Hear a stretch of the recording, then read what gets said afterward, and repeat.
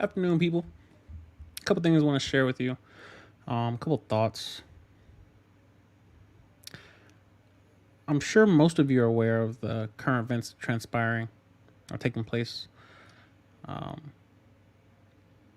have an article here. 1,700 miles away, in the last 2 weeks or so, two mass shootings. Now, when I was thinking about these events, and first of all, I want to give our condolences out to the families.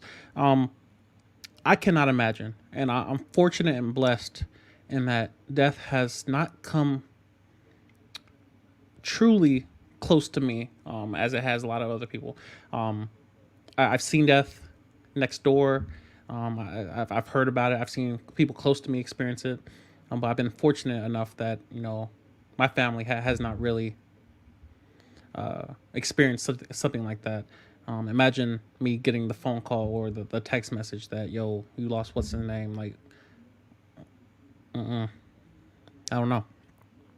So that's quite obvious in regards to especially children. Good Lord, children. I believe, and I'm not as trusting, of stats as most people. I tend to ask questions and follow up questions, and how was that arrived at? How did that conclusion come about?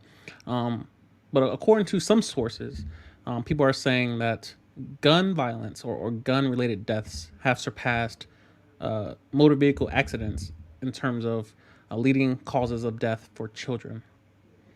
And I find that to be amazing. I find that to be amazing. I spend a lot of time just listening. It's something I'm learning to do as I kind of dip my toe into politics, dip my toe into various topics, and as things transpire and happen in the media and in culture and entertainment, there's a part of me, especially as someone who just presents opinions, thought processes, and critically thinking, what have you. I have to do more listening than talking, mainly because you don't want to be wrong.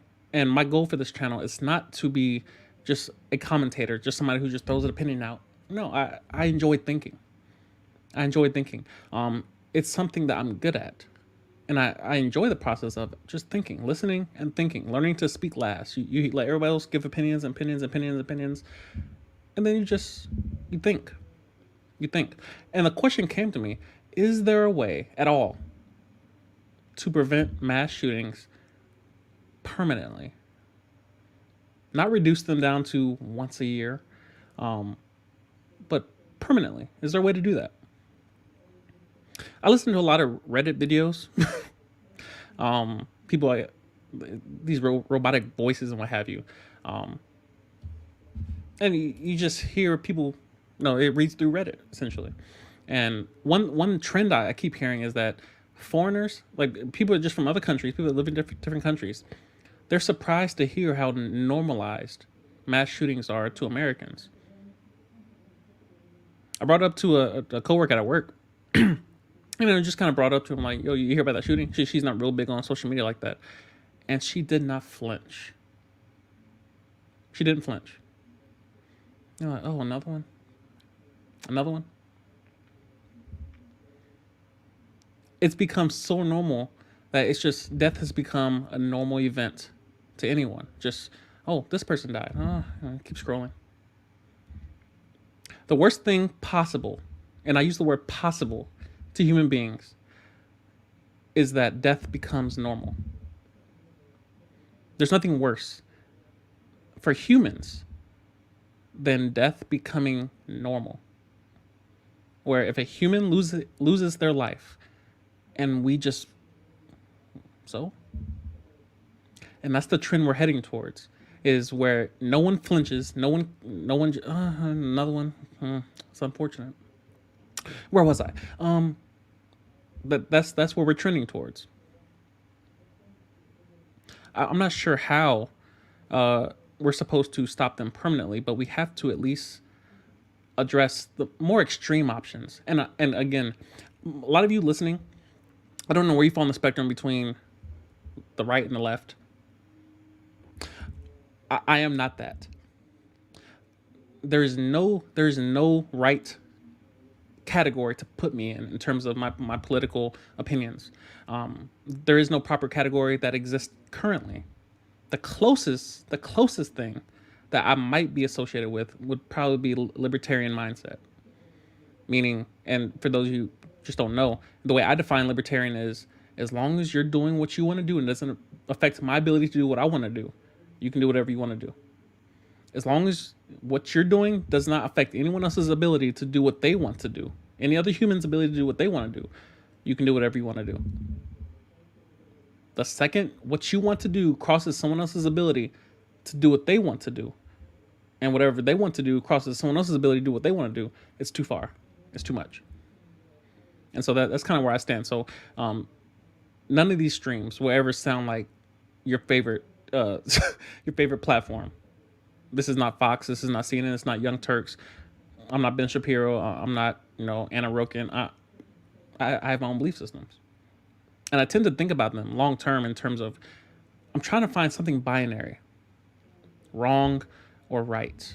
It can't be opinion based, which unfortunately it is because I'm human. But it can't just be something that's just, if you throw one variable into it, it falls apart.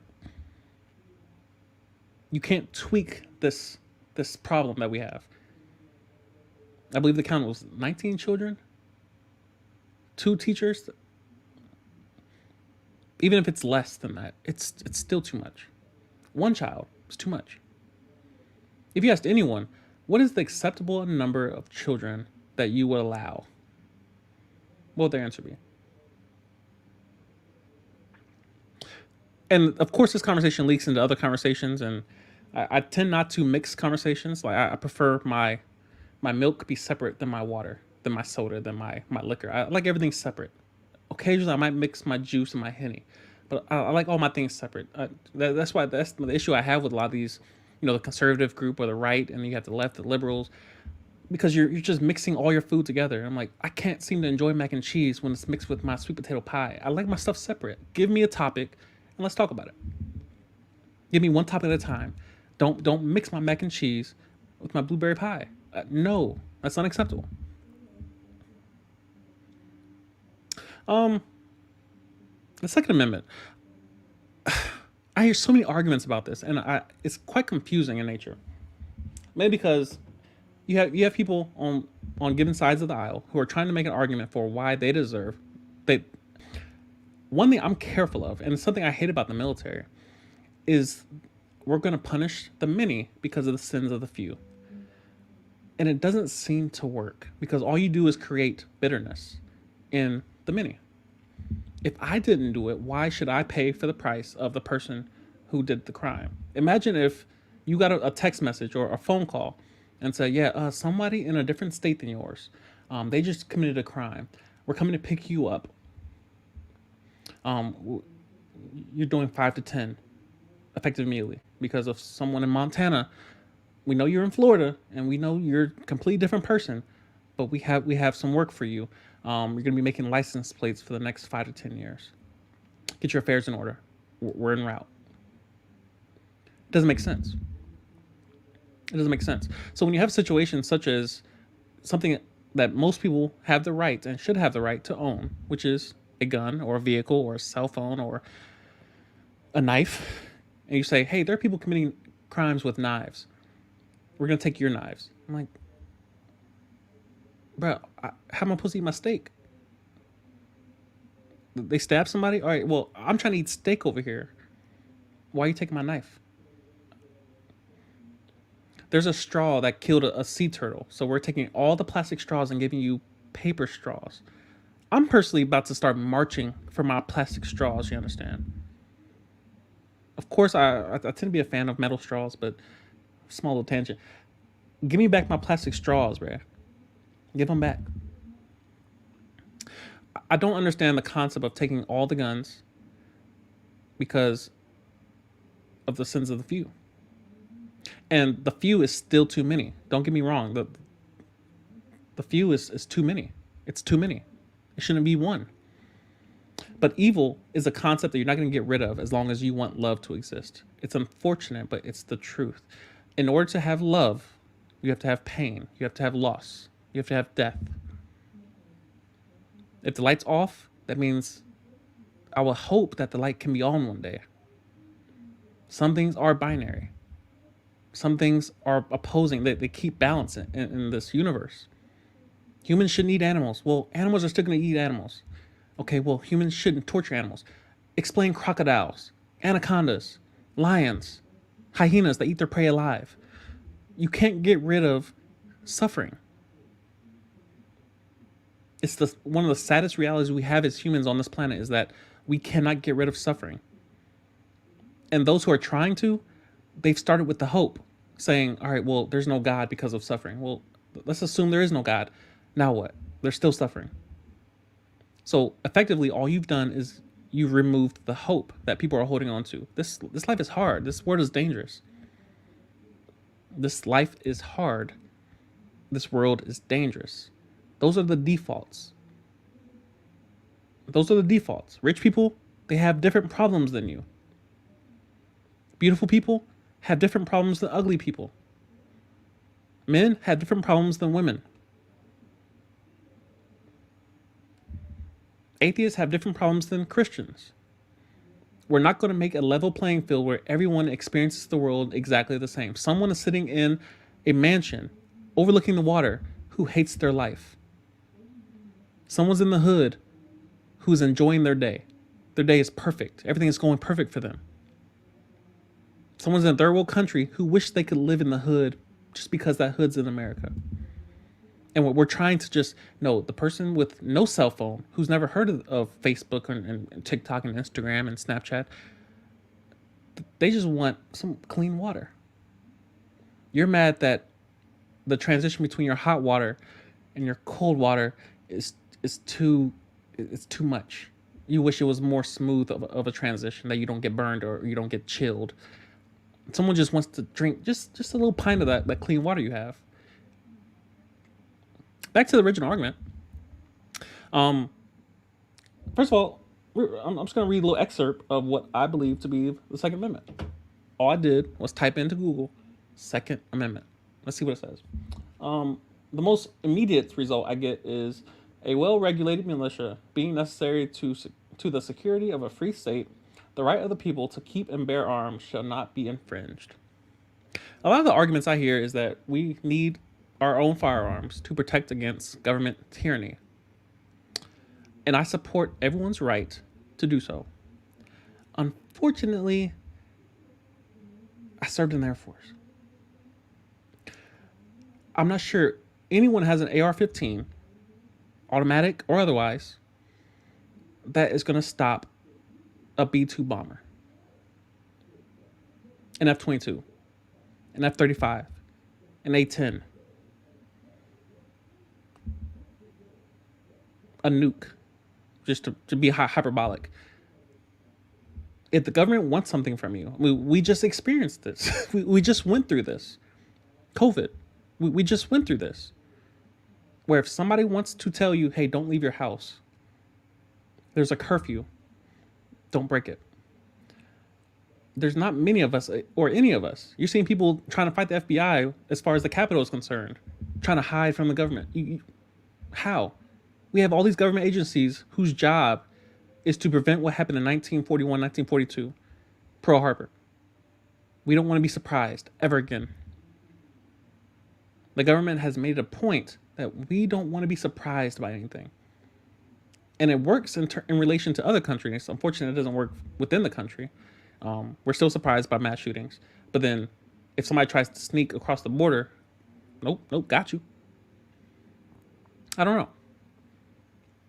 I do my best to be objective. Parents who have just lost their children, They don't care about your rights. They care about their child that is never coming back. And rightfully so. Rightfully so. But when I observe the two sides fight back and forth and say, oh, we need stricter gun laws, all that does is create the ability to choose right from wrong. Adam and Eve, the first thing placed in the Garden of Eden was the right to choose a tree. That tree gave Adam and Eve, whether you believe in the Bible or not, look at the metaphor, look at the analogy. Jesus.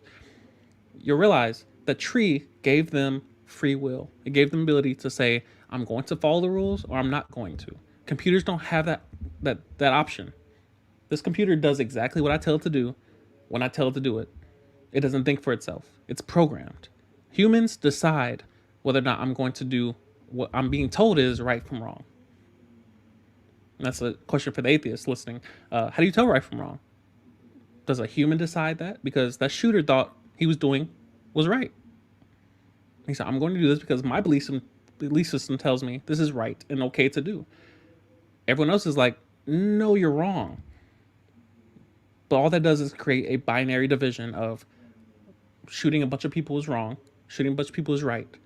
You're going to fall into one of the camps. You can call it nuance, but you're going to fall into one of the camps. Who breaks the tie? Either life is precious and valuable. Of course, that creates other arguments as far as Roe versus Wade. That creates other questions of, well, how do we define life? As long as a human is defining what is alive and what isn't, Mao Zedong, Hitler, they're just sitting in the shadows waiting for you to define something. The mass shooters are sitting in the shadows waiting for you to define something. So, it is okay. Okay, got you. It's a dangerous conversation to define what is valuable in terms of life. It's very dangerous. And this is why I just enjoy sitting in the shadows and watching us descend into chaos.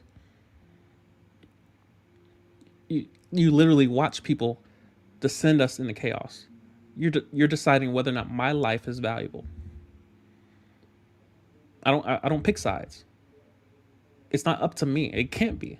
If I decide, oh yeah, if you're over the age of 30, somebody will be around to see you. If you're under the age of 2 years old, it's a very dangerous conversation. Humans should not be discussing which kind of life. It's too much for a lot of people. But if we're trying to be objective here, there's only two sides. Who breaks the tie? God? It can't be a human, because if a human picks, they're going to fall into one of the sides. And therefore the tie never gets broken. It's the whole thing.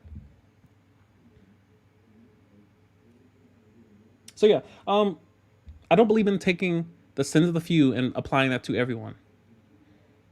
Creating more laws for criminals to break, that's what makes them a criminal, is they're willing to break one law.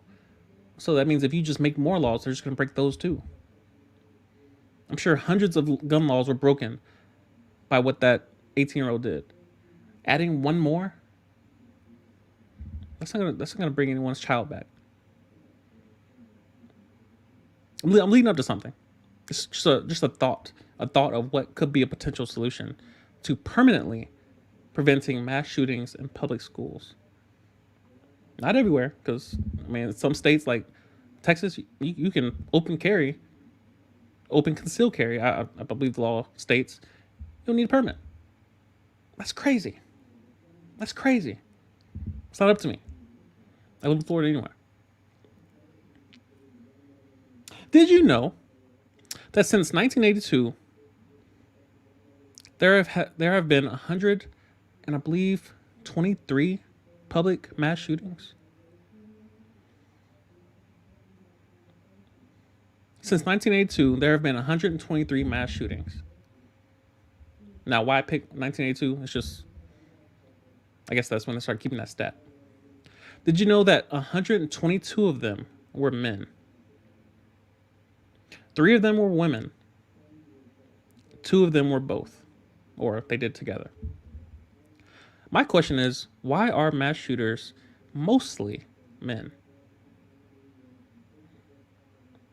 There's something going on in today's society, and I think most people are aware of it. Most people they have their finger to the pulse. They're taking the temperature of the room, and they realize there's a gender war. And no one's winning. No one's winning. Logic has been lost. Objectivity is a skill, it's a luxury to those who have it. And then for some, it's simply a choice that I could be logical if it pertains to me and what I get and how I benefit. But to anyone else, it's purely subjective. It's my choice. Where does that get us? Exactly where we are today. Here's a daring tweet that I've tweeted before, and I'll retweet it. Mass shootings aren't the problem. They are the results. That might take you a minute to think about. Mass shootings aren't the problem. They are the result. Donald Trump isn't the problem. He's the result. Biden is not the problem. He's the result. Russia versus Ukraine, it's not the problem. It's the result. The question is, what is the stimulus? This is what happens when you attempt to critically think and be objective and unemotional. I have the luxury. I'm blessed to not be emotional in this case because I didn't lose a child. I didn't lose a family member. I didn't lose a close friend or distant friend. I'm just mourning for someone else, another human life. And I don't have fake tears to bring on here and, oh, this has been burdening me. I've been going about my life because I'm fortunate, I'm blessed enough that it just didn't hit my doorstep. But when you're able to be objective and you're able to critically think, you start to ask questions.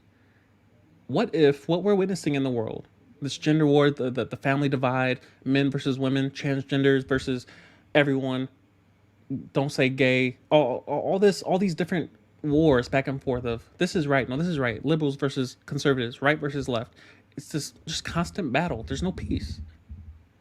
And if there is peace, then we start creating chaos. It's too peaceful. Let's create something. Let's create some drama. No one died today? Damn it. Let's fight about what color my shirt is. It's just, we need something to keep us entertained. And so we start creating chaos.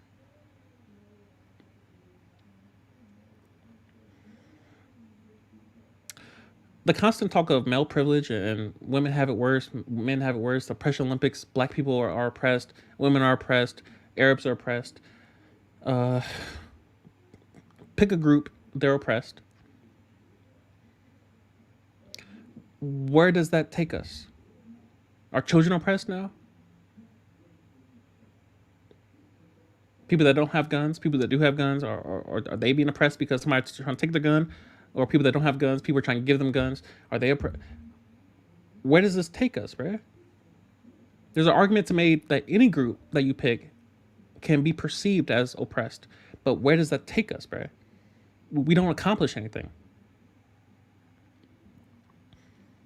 122 out of 120, the math doesn't work out. 22 plus 5, 127 mass shootings. I'm not sure how that adds up because their own graph says 123 males. So yeah, that doesn't add up. 123 males, 3 females, and then 2 of them were male. Let's just call it 123. Let's just end that. I'm not gonna get lost in the numbers. The point is, it's too many mass shootings anyway. Doesn't matter. The majority of them are men. The majority. And I would imagine if you put all that on the graph in terms of frequency, you will see an uptick. The frequency is increasing. Why are men doing this at large, in large scales? I'm sure you can find any demographic and say, oh, this is what they do most cases. But why are men doing this? And then, of course, you can look at all different arguments: bullying, suicide, aggression, depression, loss of masculinity, too much masculinity, toxic masculinity, the breaking down of the family, no male leadership, no male mentorship. Where's the father at? Why are the father and mother together? Why didn't the mother pick better? Why did he bust inside? Well, why is he creating children if he's not ready to father them? Where's his father at? Chicken and egg issue. It's just crazy to think that overwhelmingly, more than 90%, more than 95% of these mass shootings are taking place by men, and a lot of them being young men. Something's not right. Something's not clicking properly. You can dive into the stats of the results of single motherhood and what's happening because of that. We're not here to pick point and blame, but we need a solution. And ultimately, we have to go back to the source. We can't just put band-aids over the symptom and say, oh, well, that gun was black. Maybe we make guns white. We'll see them further away. If you make them shiny and put glitter on guns, then we'll see them further away. How about what's starting in the mind? The mind. What's going on in the minds of these young men and men in general that's causing them to make these decisions? Something that has to be talked about. We can create more gun laws, ban guns, allow more guns. Okay, no automatic weapons. All right, no long barrel guns, no shotguns. Okay, now no armor piercing rounds, no hollow points. All right, no 5.56, no 30-06, no 9mm. All that does is give a criminal options. It gives them options. I always kind of joke, it's satire. I'm like, if I was going to break the law, it's going to be a federal law. I'm not going to state prison. For what? By creating more laws and more laws and more laws, all you do is give criminals the option to choose which kind of law they want to break, and how many laws they want to break. Do I want manslaughter charge? Do I want man 2? Do I want murder 2? Do I want first degree? You give criminals options. It doesn't stop them. It gives them options. How do I want to go about this? Do I want to be fancy today? Do I want to be minimalist, essentialist? It's not stopping anything. Banning guns doesn't stop gun violence. Banning drugs didn't stop people using drugs. And now drugs are coming around to be legal now. Weed, just legalize it. Just let it go. It's not stopping anyone. A wall did not stop immigrants. The Navy and Coast Guard doesn't stop drugs from crossing. It doesn't stop coke.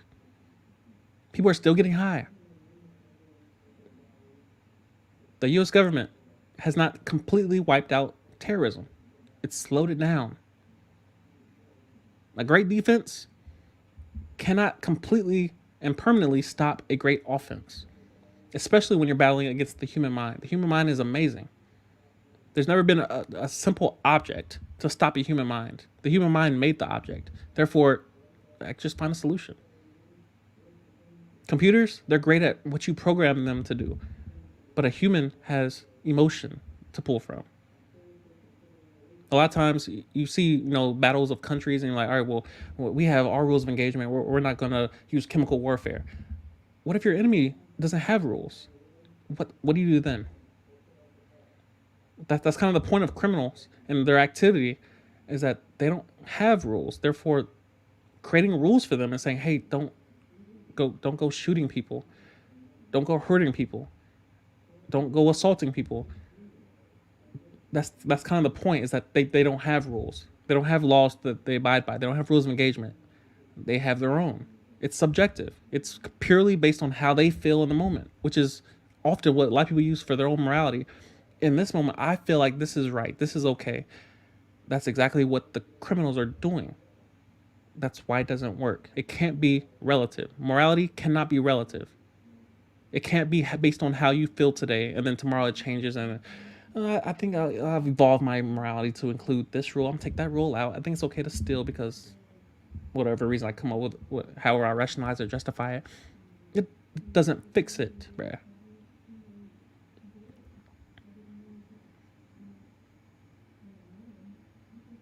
Making more laws does not stop people from breaking the law. All it does is change their title from law-abiding citizen to criminal. That's all laws do. It changes your category. It changes your title, your place in society, your right to vote. That's all it changes. It changes how much taxes you pay. Laws change your tax exemption. from whatever exemptions you have to now you don't pay any taxes. Texas supports you now. So that's not going to work. So this kind of brings us to my how do we protect children in schools? What is the solution? Better question, is there a solution? Is there a way to protect children in public schools that prevents 100%? 100%. Nobody cares about the 99% protection rate. 1% is too much. If your child falls in that 1%, you're gonna lose sleep. You're gonna be upset. You're gonna be marching. You're gonna be talking to politicians. You're gonna be angry at the world, at the universe, at God. You're gonna be pumping your fists. You're gonna be having heart attacks, dying of a broken heart, like the husband did when his wife was killed. No one wants a 99% solution. They want 100%. How do we 100% prevent mass shootings in public schools? I heard some arguments like armed guards, armed cops, fences, physical barriers. That sounds like a prison. And one thing prison guards are good at is keeping bad people out. But in a lot of cases, the purpose of prison is to bring the bad people in and keep them there, which is also what happens if you create a prison to keep bad people out. You also keep people in at the same time. It's kind of like when people talk about having their emotional walls up, it keeps people out, but it also keeps you in. When you create a fortress, it keeps bad people out. It also keeps you in, which means if they get inside, it keeps the bad people both in along with the good people, which means if a mass shooter is able to get into a very armed and protective and fenced up school, it's even harder to keep. You basically bring in the bad people with the good people, and then you keep them there. It doesn't work. It doesn't work. Adding more and more guns to a school just makes it look less like a school and more like a prison. Which means you're keeping the adults out because there's more screening and just more paperwork and more red tape that the actual parent to the child has to fight through all this red tape and all these physical barriers to get their own child. You have cases like where kids may need the medication. How long would it take for the parent to get from the outside to the inside efficiently to get to their own child? Which just brings us to the purpose of public schools. What is the point of a public school? To educate, not indoctrinize, not to spread propaganda, you're there to educate them about the world that they're about to enter as an adult. It's one of the most important jobs and amazingly one of the most underpaid positions. I often don't come to a lot of these type of conversations with a bunch of solutions. I tend to bring a lot of questions that help people arrive at solutions. But the first thing we have to do is weed out all the bad answers. I'm like, okay, let's ban all guns. Well, that doesn't stop criminals because they don't abide by laws in the first place.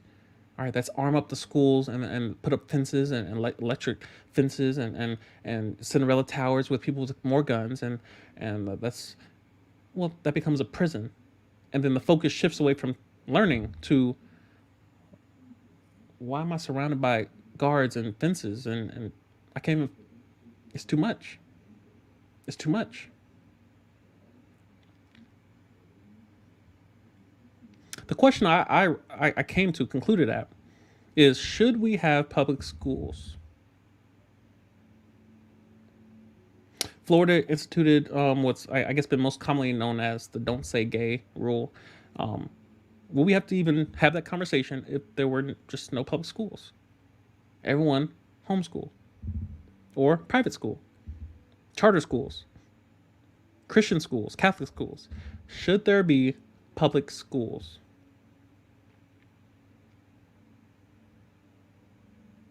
It's just a question. But one thing it will do, it removes the threat of mass shooters in public schools. I know it's a bit extreme in terms of, well, why do away the whole school? Well, it eliminates the threat and the opportunity for there to be a mass shooter at a public school. You can't get that many kids at once. Crime already exists, whether or not you have schools or not. Crime is going to exist for adults, period. This, again, I keep going back to the premise. This world is dangerous. The world's dangerous. The world is dangerous. It's not safe. It's not fair. It's not okay. This world is dangerous. Humans have a choice every single day to say, will I kill somebody today? Will I steal today? Will I assault someone today? Humans make that choice every single day, moment to moment. That opportunity for any human to make a wrong decision relative to morality is always available. I get in my car and I choose whether or not I want to swerve into traffic and hit someone, swerve on a sidewalk and hit someone. I make a choice to stay within the lines and abide by the laws of the road. It's a choice. It's one thing you have to do, and it's something that I don't think has been talked about enough, is that we're having all these issues in schools where teachers are sleeping with children. How do we avoid that permanently? A teacher cannot sleep with a child if they're homeschooled. And that's not even, Jesus. I don't want to get into like incest and parental damage and abuse that happens in homes. Again, we're not going to get rid of all of evil and all of violence and all of assaults. We're not going to get rid of all of it. But we can get rid of it in a mass setting such as a public school. Now, again, when you bring up private schools, that takes care of the belief system issue where, all right, well, I do want my child to know about gay relationships and gay opportunities and all this different way of life. I want my children to know about that. So you can go to a school that has that belief system, but you still now left with mass shootings. The mass shootings. So it seems as if homeschooling, it removes a lot of the threat that is left over in a mass setting.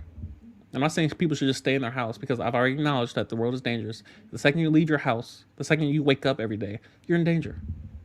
You're in danger. And that's often what the role of men are, is to protect their families. We live in a civilized society. If you're watching this, you probably have a phone in your hand. You got some type of data source. You have a luxury device in your hand, most likely. And because of a civilized society, we've lost the need to, I guess I don't need protection. I guess in most cases, I'm kind of safe. Like, I'm not always running for my life.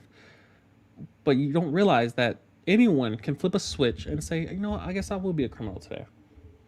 I have nothing left to live for. You know, my wife cheated on me. I guess I will go on a rampage. That threat is always there.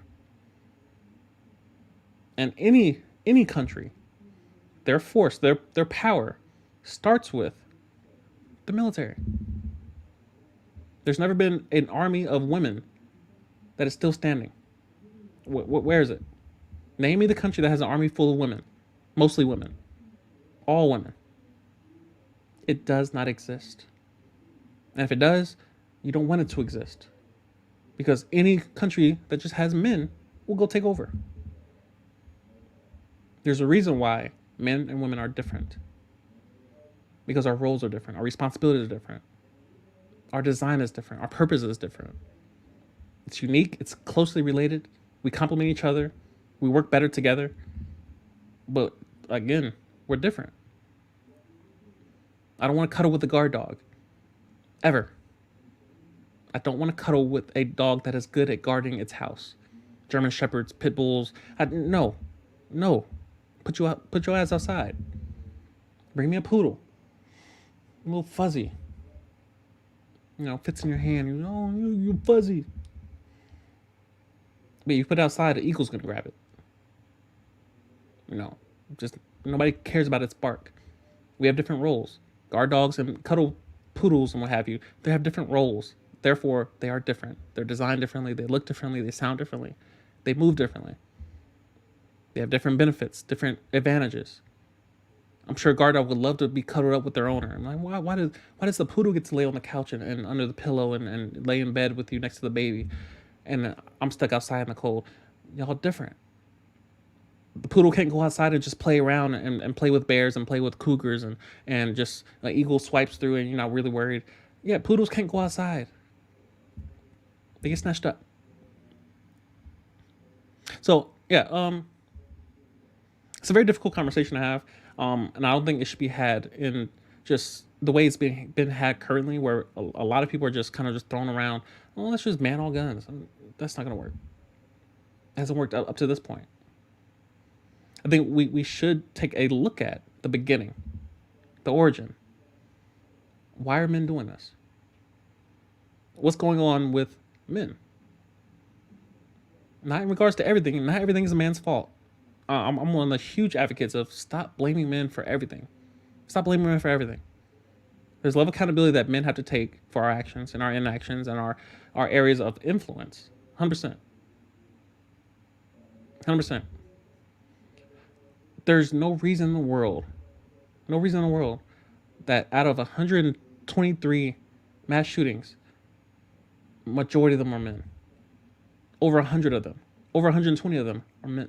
That's ridiculous. What's going on with young men, in the minds of men? What has been knocked loose?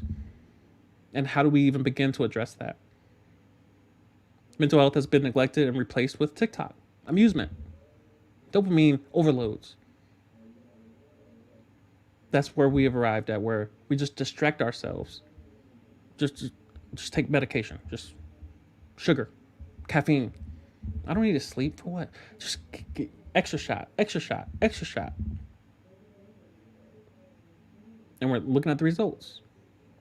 When you ignore your needs in exchange for your wants, all you're gonna do is delay how much time you just gotta have to circle back and readdress the needs and hope that you have enough time to do so.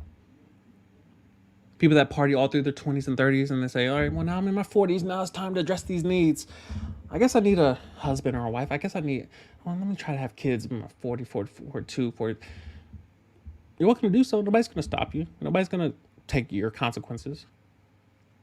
Some needs have a window of time of availability. The opportunity is only available in a certain window of time. My time to become a professional athlete has passed. I'm 29. I should be in the prime of my career in the NBA. Well, the opportunity's gone. If I want to be paid as a collegiate athlete and, NIL and name, image, and likeness and get paid just because my name is popular or ringing or I got a big Instagram page, the opportunity's gone in terms of the NCAA. It's gone. The Lakers are not trying to draft me. Like, we think you're the next Kobe, sir. We saw your jumper at the LA Fitness. We saw your fadeaway. We saw your footwork. It's just impeccable, sir. Like, you've clearly been studying Kobe. I see you're wearing his shoes as well. You pay homage. We would like to give you a 10-day, you understand? We know people can't guard you. We know most people can't guard you. It's not happening. The opportunity's gone. The opportunity's gone. It's reality. So, yeah, we have to take a look at why men are suffering and inflicting their suffering on others. It has to be addressed. And then, of course, public schools.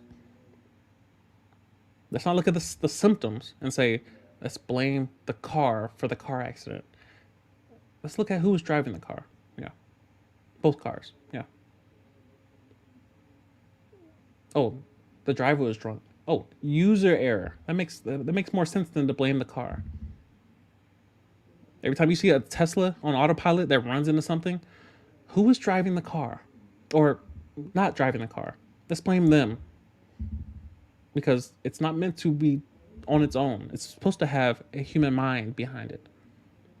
The best programmed Tesla pales in comparison to Elon Musk's mind. You can't simply, and I'm sure they're trying to do this currently, where they're trying to take their mind and their existence and their subconscious and place it inside of a vehicle or computer. Well, it's not here yet. And so for now, we have users of guns, users of cars, users of planes. And so we tend to blame the user, not the object. And of course, I'm sure the parents don't care whatsoever. I just want my child back. It makes sense.